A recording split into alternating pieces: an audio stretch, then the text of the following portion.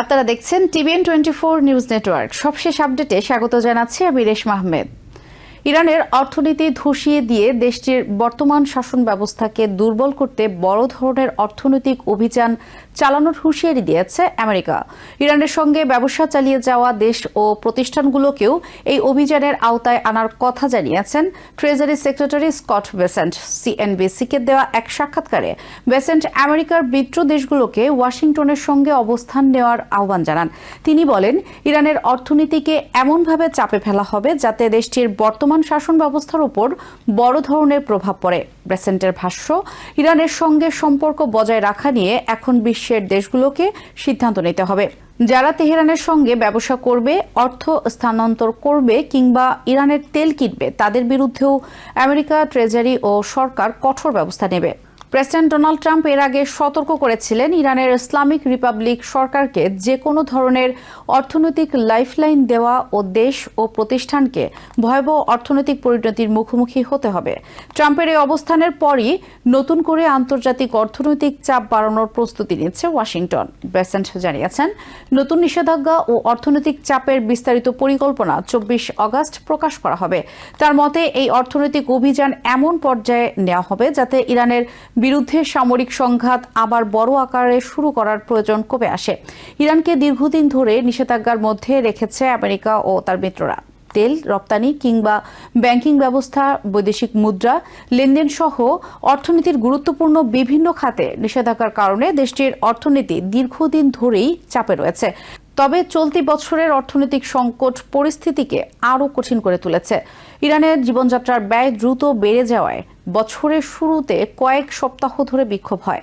মূল্যস্ফীতি ও নিত্য প্রয়োজনীয় পণ্যের বাড়তি দাম নিয়ে সাধারণ মানুষের মধ্যে ক্ষোভ তৈরি হয়।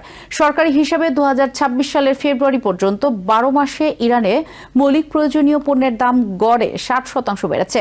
একই সময়ে খাদ্যপণ্যের দাম প্রায় দ্বিগুণ হয়েছে। অর্থনৈতিক দুরবস্থার জন্য বিক্ষোভকারীদের অনেকেই ইরানের শাসন ব্যবস্থাকেই দায়ী করেন। সে সময় প্রেসিডেন্ট ট্রাম্প ইরানের বিক্ষোভকারীদের সমর্থন জানিয়ে তাদের উদ্দেশ্যে বলেছিলেন, সহায়তা আসছে এবং তাদের বিক্ষোভ চালিয়ে যেতে হবে।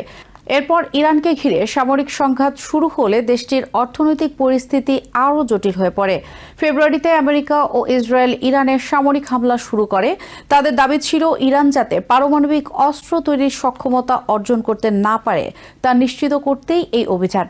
তবে তেহরান বরাবরই পারমাণবিক অস্ত্র তৈরির অভিযোগ অস্বীকার করেছে।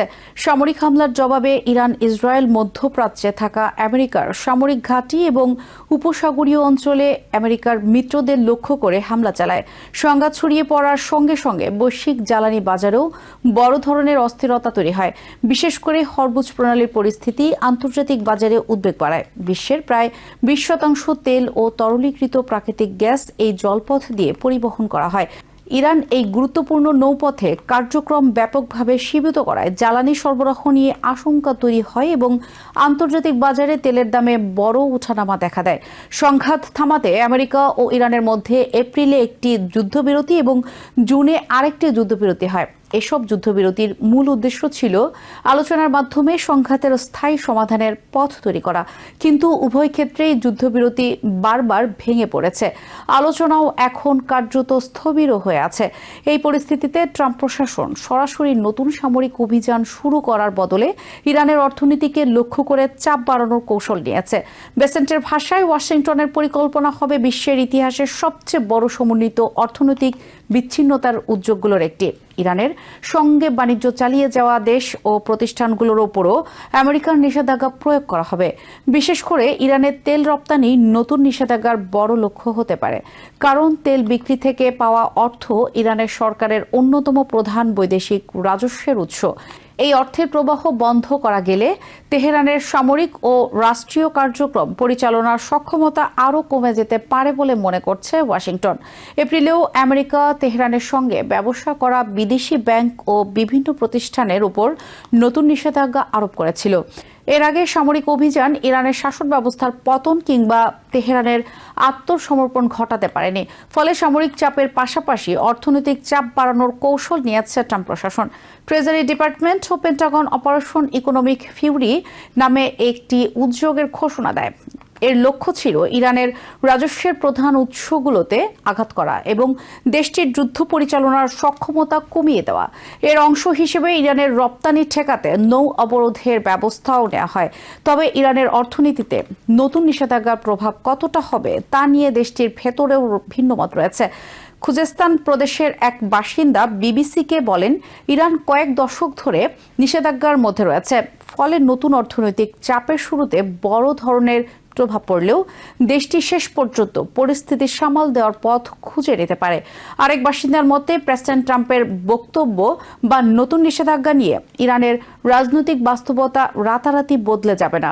দীর্ঘদিনের নিষেধাজ্ঞার কারণে ইরানের সাধারণ মানুষ ও ব্যবসায়ীরা বিকল্প পথে বাণিজ্য চালিয়ে যাওয়ার কৌশলে অভ্যস্ত হয়ে উঠেছেন। তার মতে, নতুন নিষেধাজ্ঞায় অর্থনীতি আরও দুর্বল হতে পারে এবং সাধারণ মানুষের উপর চাপ বাড়াতে পারে। কিন্তু এর অর্থ এই নয় যে শুধু অর্থনৈতিক চাপের কারণে ইরানের শাসন ব্যবস্থা ধসে পড়বে। এদিকে জুড়ে আমেরিকা ও ইরানের মধ্যে স্বাক্ষরিত সমঝোতা স্মারকে নির্ধারিত সময়সূচি অনুযায়ী ইরানের ওপর আরোপিত সব ধরনের নিষেধাজ্ঞা তুলে নেওয়ার একটি কাঠামো ছিল। কিন্তু যুদ্ধবিরতি ভেঙে পড়া এবং আলোচনায় অচলাবস্থার কারণে এই সমঝোতার ভবিষ্যৎ এখন অনিশ্চিত হয়ে পড়েছে। ইরানকে ঘিরে ট্রাম্প প্রশাসনের কৌশল এখন সামরিক অভিযানের পাশাপাশি সর্বোচ্চ অর্থনৈতিক চাপ প্রয়োগের দিকে যাচ্ছে। ওয়াশিংটনের লক্ষ্য ইরানের রাজস্ব প্রবাহ বন্ধ করা, আন্তর্জাতিক বাণিজ্য সীমিত করা এবং দেশটির উপর এমন অর্থনৈতিক চাপ তৈরি করা যা শেষ পর্যন্ত রাজনৈতিক পরিবর্তনের পথ তৈরি করতে পারে। তবে এই কৌশল ইরানের শাসন ব্যবস্থাকে সত্যি দুর্বল করতে পারবে কিনা, নাকি এর সবচেয়ে বড় চাপ গিয়ে পড়বে সাধারণ মানুষের উপর, তা এখনই নিশ্চিত নয়। আগামী 24 অগস্ট আমেরিকা নতুন নিষেধাজ্ঞার বিস্তারিত ঘোষণা করলে এই অর্থনৈতিক অভিযানের প্রকৃত পরিধি আরও স্পষ্ট হবে।